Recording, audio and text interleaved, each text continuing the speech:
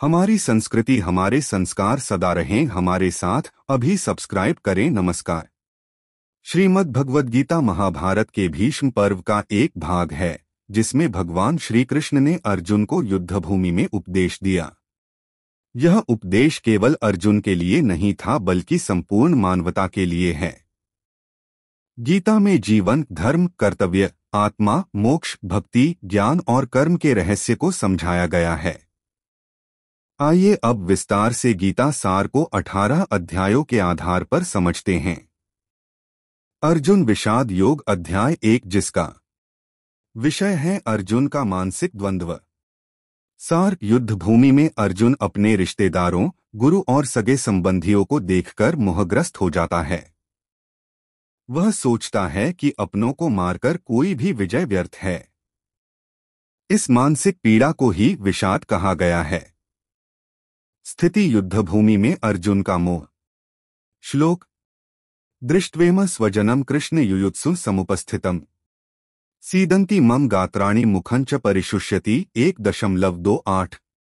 भावार्थ: अर्जुन कहता है, हे कृष्ण, जब मैं अपने स्वजनों को युद्ध के लिए तैयार देखता हूं तो मेरा शरीर कांपने लगता है और मुख सूखने लगता है।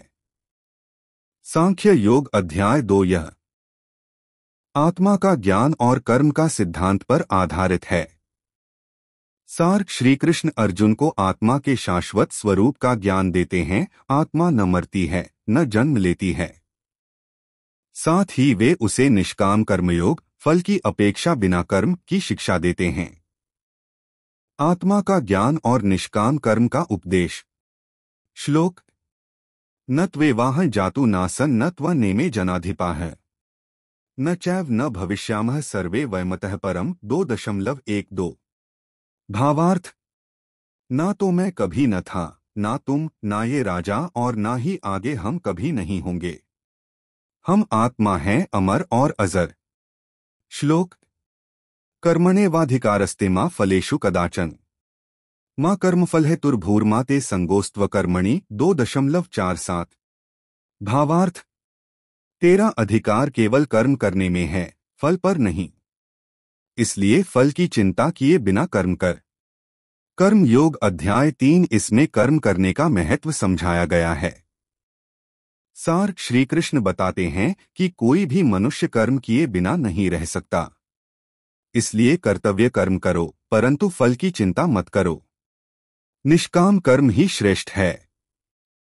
कर्म ही जीवन का आधार है।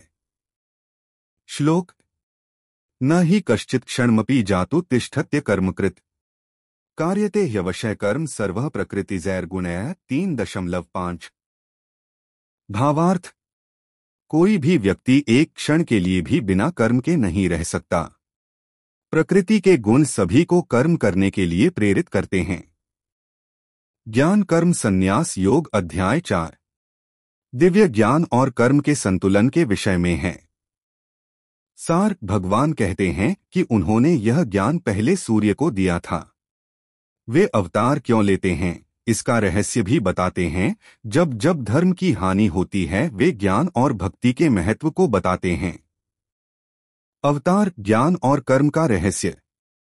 श्लोक: परित्राणाय साधूना विनाशाय च दुष्कृतां धर्म संस्थापनार्थाय संभवामि युगे युगे 4.8।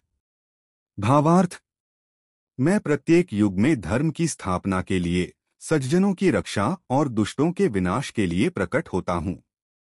कर्म संन्यास योग अध्याय 5 का विषय है संन्यास और कर्मयोग का तुलनात्मक विश्लेषण। सार: श्री कृष्ण बताते हैं कि कर्म को त्यागने की अपेक्षा कर्म करते हुए भगवत भाव से रहना अधिक श्रेष्ठ है। कर्म में रहते हुए भी वैराग्य का भाव संभव है। कर्म और त्याग का संतुलन। श्लोक: योगयुक्तो विशुद्धात्मा विजितात्मा जितेन्द्रियः सर्वभूतात्मभूतात्मा कुर्वन्नपि न लिप्यते 5.7। भावार्थ: जो योग में स्थित है वह कर्म करते हुए भी संसार से नहीं लिप्त होता। वह कर्म करता है पर बंधता नहीं। ध्यान योग अध्याय 6 का योग और साधना का मार्ग है। सार भगवान ध्यान योग की प्रक्रिया समझाते हैं। संयमित जीवन, ध्यान में स्थिर चित्त और मन को भगवान में लगाना। अंतत वे कहते हैं कि योगियों में श्रेष्ठ वह है जो मेरा भक्त है। मन की एकाग्रता और योगाभ्यास। श्लोक। योगिनांपि सर्वेषां मदगतेनांतरात्मना श्रद्धावान भजते यो मां समे युक्ततमो मतः 6.47। भावार्थ। सभी योगियों में वह सर्वश्रेष्ठ है जो श्रद्धा से मेरी भक्ति करता है और मन से मुझे अर्पित है। ज्ञान विज्ञान योग अध्याय 7 में भगवान का सच्चा स्वरूप है। सार। श्री कृष्ण बताते हैं कि वह प्रकृति और जीव दोनों के कारण हैं। वे ही परम सत्य हैं और उन्हें जानने के लिए भक्ति आवश्यक है। भगवान का वास्तविक स्वरूप। श्लोक। मत्तः परतरं नान्यत् किंचिदस्ति धनंजय मयि सर्वमिदं प्रोतं सूत्रे मणिगणा इव 7.7। भावार्थ। हे अर्जुन, मुझसे परे कुछ भी नहीं है। यह संपूर्ण जगत मुझमें पिरोया हुआ है जैसे माला में मोती। अक्षर ब्रह्मा योग अध्याय 8। मृत्यु के समय स्मरण के महत्व पर आधारित है। सार। भगवान कहते हैं कि जो मृत्यु के समय उन्हें स्मरण करता है वह मोक्ष प्राप्त करता है। वह परम पद अक्षर ब्रह्मा है जहां से कोई लौटता नहीं। मृत्यु के समय भगवान का स्मरण। श्लोक। अंतकाले च मामेव स्मरन् मुक्त्वा कलेवरम् यह प्रयाति समद्भावं याति नास्त्यत्र संशयः 8.5। भावार्थ। जो व्यक्ति मृत्यु के समय मुझे स्मरण करता है वह मेरे स्वरूप को प्राप्त करता है, इसमें कोई संदेह नहीं है। राजविद्या राजगुह्य योग अध्याय 9। विषय सर्वोच्च ज्ञान और रहस्य। सार। यह ज्ञान सरल, सुलभ और पवित्र है। भगवान कहते हैं, मैं सबका पालन पोषण करता हूँ। भक्त जो भी श्रद्धा से अर्पण करता है उसे मैं स्वीकार करता हूँ। भक्ति का सर्वोच्च ज्ञान। श्लोक। पत्रं पुष्पं फलं तोयं यो मे भक्त्या प्रयच्छति तदह भक्त्युपहृतमश्नामि प्रयतात्मनः 9.26। भावार्थ। यदि कोई भक्त भावपूर्वक मुझे एक पत्र, पुष्प, फल या जल भी अर्पण करता है तो मैं उसे प्रेम से स्वीकार करता हूँ। विभूति योग अध्याय 10। विषय भगवान की दिव्य विभूतियाँ। सार। भगवान कहते हैं, जो कुछ भी दिव्य, तेजस्वी और शक्तिशाली है वह मेरी ही विभूति है। अर्जुन भगवान को परब्रह्म मानकर समर्पण करता है। श्लोक। सर्वस्य प्रभो मत्तः सर्वं प्रवर्तते इति मत्वा भजन्ते मां बुधा भावसमन्विताः 10.8। भावार्थ। मैं ही समस्त सृष्टि का मूल कारण हूँ। ज्ञानी जन इस तथ्य को समझकर मुझे प्रेम पूर्वक भजते हैं। विश्वरूप दर्शन योग अध्याय 11। विषय भगवान का विराट रूप। सार। श्री कृष्ण अर्जुन को अपना विराट रूप दिखाते हैं जिसमें संपूर्ण ब्रह्मांड समाया है। अर्जुन भय और भक्ति से अभिभूत हो जाता है।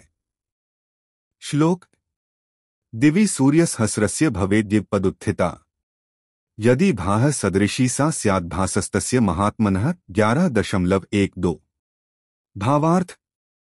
यदि हजारों सूर्य एक साथ आकाश में उदित हों तो भी उस विराट रूप की एक झलक नहीं पा सकते। भक्ति योग अध्याय 12। विषय भक्ति का महत्व। सार। भगवान बताते हैं कि जो भक्त सच्चे हृदय से श्रद्धा और प्रेम पूर्वक मेरी भक्ति करता है वह मुझे प्रिय है। वे भक्त के लक्षण भी बताते हैं। विषय भक्ति का श्रेष्ठ स्वरूप। श्लोक। यो न हृष्यति न द्वेष्टि न शोचति न कांक्षति शुभाशुभ परित्यागी भक्तिमान यह समे प्रियः 12.17। भावार्थ। जो न हर्ष करता है, न द्वेष करता है, न शोक करता है और न इच्छा करता है वह भक्त मुझे अत्यंत प्रिय है। क्षेत्र क्षेत्रज्ञ योग अध्याय 13। विषय शरीर, क्षेत्र और आत्मा क्षेत्रज्ञ का भेद। सार। यह शरीर क्षेत्र है और आत्मा क्षेत्रज्ञ है। जो इस भेद को जान लेता है वही तत्वदर्शी है। श्लोक। इदं शरीरं कौन्तेय क्षेत्रमित्यभिधीयते।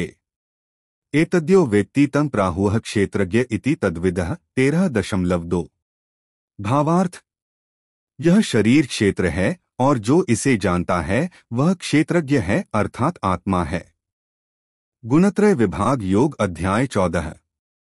विषय सत्व रजस और तमस प्रकृति के 3 गुण। सार हर प्राणी में ये 3 गुण होते हैं। जो इनसे ऊपर उठ जाता है वही मुक्त हो जाता है। विषय सत्व रजस और तमस का विवेचन। श्लोक। सत्व रजस्तम इति गुणाः प्रकृति संभवा है। निबध्नन्ति महाबाहो देहे देहिनम व्ययम 14.5। भावार्थ। सत्व रज और तम ये तीनों गुण आत्मा को देह में बांधते हैं। पुरुषोत्तम योग अध्याय 15। विषय परम पुरुष का ज्ञान। सार संसार को एक उल्टे वृक्ष की भांति बताया गया है। आत्मा का स्वभाव और भगवान पुरुषोत्तम का स्वरूप बताया गया है। विषय संसार के वृक्ष और परम पुरुष का स्वरूप। श्लोक। ऊर्ध्वमूलमधः शाखमश्वत्थः प्राहुरव्ययम्। छन्दांसि यस्य पर्णानि यस्तन वेद स वेदवित् 15.1। भावार्थ। यह संसार एक उल्टा वटवृक्ष है जिसकी जड़ ऊपर ईश्वर है और शाखाएं नीचे हैं। जो इसे जानता है वही तत्वज्ञानी है। दैवासुर संपद विभाग योग अध्याय 16। विषय दैवी और आसुरी स्वभाव। सार भगवान कहते हैं दैवी गुणों से मोक्ष मिलता है जबकि आसुरी गुण विनाश की ओर ले जाते हैं। अहंकार क्रोध लोभ आसुरी हैं। विषय देवता और असुर स्वभाव के लक्षण। श्लोक। अभ्य सत्व संशुद्धिर्ज्ञान योग व्यवस्थिति है। दान दमश्च यज्ञश्च स्वाध्यायस्तप आर्जवम 16.1। भावार्थ। दैवी स्वभाव में निर्भयता संयम ज्ञान दान तप आदि गुण होते हैं जबकि असुरों में क्रोध घमंड छल मोह आदि। श्रद्धात्रय विभाग योग अध्याय 17। विषय 3 प्रकार की श्रद्धा। सार श्रद्धा 3 प्रकार की होती है सत्वगुणी रजोगुणी तमोगुणी। आहार यज्ञ तप दान सबका प्रभाव श्रद्धा पर होता है। विषय श्रद्धा के 3 प्रकार। श्लोक। श्रद्धया देयम इति यद दान दीयतेनुपकारिणे। देशे काले च पात्रे च तद दान सात्विकं स्मृतम। भावार्थ। जो दान योग्य व्यक्ति को उचित स्थान और समय पर श्रद्धा से किया जाए वह सात्विक दान है। मोक्ष संन्यास योग अध्याय 18। विषय संपूर्ण गीता का सारांश। सार यह अध्याय गीता का पूर्ण निष्कर्ष है। भगवान कहते हैं अपने सारे कर्म मुझे अर्पण कर मेरा आश्रय लेकर कार्य कर। अर्जुन संशय से मुक्त होकर युद्ध के लिए तैयार होता है। विषय अंतिम उपदेश समर्पण और मोक्ष। श्लोक। सर्वधर्मान् परित्यज्य मामेकं शरणं व्रज। अहं त्वा सर्वपापेभ्यो मोक्षयिष्यामि मा शुचः 18.66। भावार्थ है। हे अर्जुन सब धर्मों को त्याग कर केवल मेरी शरण में आओ मैं तुम्हारे समस्त पापों का नाश कर मोक्ष दूंगा शोक मत करो। मुख्य उपदेश गीता सार के रूप में। जो हुआ वह अच्छा हुआ जो हो रहा है वह अच्छा हो रहा है जो होगा वह भी अच्छा ही होगा। तू कर्म कर फल की चिंता मत कर। आत्मा न कभी जन्म लेती है न मरती है। जो हुआ उसे स्वीकार कर जो नहीं मिला उसकी चिंता मत कर। यह शरीर नश्वर है आत्मा अमर है। भक्ति ज्ञान और कर्म तीनों का समन्वय ही मोक्ष का मार्ग है। मन को नियंत्रित करना ही सबसे बड़ा तप है। हर व्यक्ति का धर्म कर्तव्य उसके स्वभाव से तय होता है स्वधर्म पालन ही श्रेष्ठ है। भगवान हर जगह हैं हर रूप में हैं उन्हें श्रद्धा से प्राप्त किया जा सकता है। प्रत्येक अध्याय का सार समझाने के लिए श्री कृष्ण के उपदेश रूपी कुछ प्रसिद्ध श्लोकों और उनके भावार्थ को शामिल किया गया है। एक दोहे के रूप में गीता सार। कर्म करो फल की चिंता छोड़ो मन को शांत बनाओ। आत्मा अमर, प्रभु सर्वत्र, यही गीता का ज्ञान बताओ।